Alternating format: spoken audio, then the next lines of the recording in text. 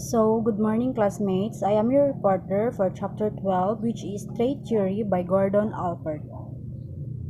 Related research.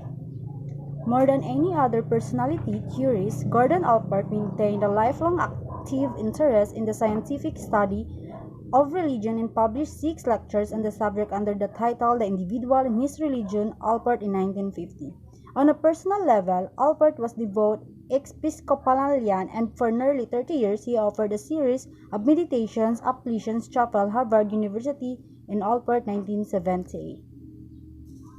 Understanding and reducing prejudice.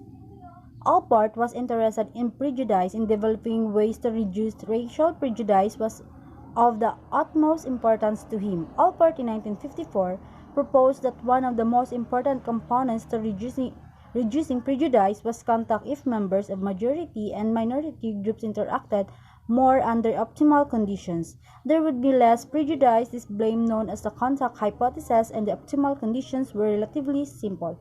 1. Equal status between the two groups. 2. Common goal. 3. Cooperation between groups. And 4. Support of an authority figure, law, or custom.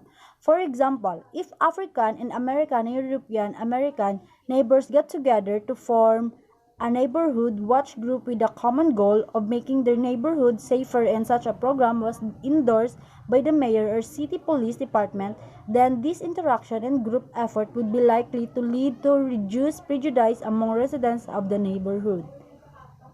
Intergroup contact reduces discrimination and prejudice. According to a series of studies by Pettigrew, Top, and colleagues 2006-2011, Allport's 4 conditions for optimal contact between groups were found to be the ones that lead to reduced attitudes towards one another.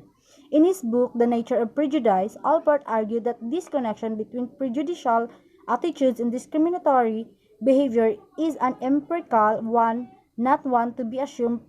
Pettigrew and Greenwood argue that discrimination does not require hostility, rather it's more about in-group members' bias towards helping one another. Intrinsic and extrinsic religious orientation. Allport believed that a deep religious commitment was a mark of a mature individual, but he also believed that not all churchgoers have a mature religious orientation. Some, in fact, are highly prejudiced. Allport, 1966, offered a possible explanation for this frequently reported observation. He suggested that church and prejudice offer the same, save these people can feel both comfortable and self-righteous with their prejudicial attitudes in their church attendance. Membership helps to establish a person in the community. Examples of intrinsic items include, my religious beliefs are what really lie behind my whole approach to life, and I try hard to carry my religion over into all my other dealings in life. Allport and Rose assume that people with extrinsic orientation have the utilitarian view of religion. That is, they see it as means to an end. There is a self-serving religion of comfort and social convention. One group of people have an internalized religious creed and follow it fully. These people find their master motive in their faith and use it to bring other needs into harmony with their values. Religious motivations and mental health. Forgiveness is often thought of as a religious virtue having no place in non-denominational psychotherapy, but empirical psychologists have begun to study this emotionally laden process, clarifying what it is and what it is not, and discovering its positive association with mental health.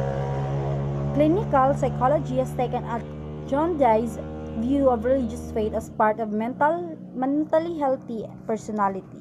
One recent study explored whether extrinsic versus extrinsic religiosity influences individuals' conceptualizations of forgiveness and their attitudes toward forgiveness and therapeutic intervention. Siddall and Butler to 2014. Study of Butler 2014 found that, as hypothesized, intrinsically religious participants were significantly more accepting of forgiveness and therapy than extrinsically religious participants were. Religious motivation and physical health. Previous research has found that, generally speaking, being religious is good for your physical health. Attending church regularly tends to be associated with feeling better and living longer. Powell and Shahabi and Torrisen 2003. By why this is the case is not entirely understood. People who attend church may just tend to take better care of themselves than those who do not. Kevin Master and his colleagues 2005 conducted a study looking at religious orientation and cardiovascular health. Blood pressure rises and falls depending on the environment, but sometimes people experience chronically high blood pressure. Religion can be good for one's health, but in order to derive health benefits from religion, it is important that people are being religious for the right reasons. And it's not enough to just go to church, temple, or synagogue once a week. A person must be attending such services because he or she truly believes in the message of his or her chosen religion and has internalized it as a way of living a good life. Critique of Allport. Allport based his theory of personality more on philosophical speculation and common sense than on scientific investigations. He never intended his theory to be completely new or comprehensive, but rather he was electric carefully borrowing from older theories and recognizing that his detractors could have important things to say, consistent with his tolerant attitude. Allport in 1968 acknowledged that his adversaries may have been at least partially right. The work of Alford has set a standard for clear thinking and precision that future theorists would will to emulate.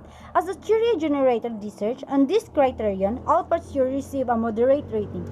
His religious orientation, skill, the study of values, and his interest and prejudice have led to multiple studies on the scientific study of religion, values, and prejudice. The concept of our somewhat independent religious orientations can be verified or falsified, but most of Alford's other insights lie beyond the ability of science to determine whether some other explanation might be equally appropriate. That could be all. Thank you.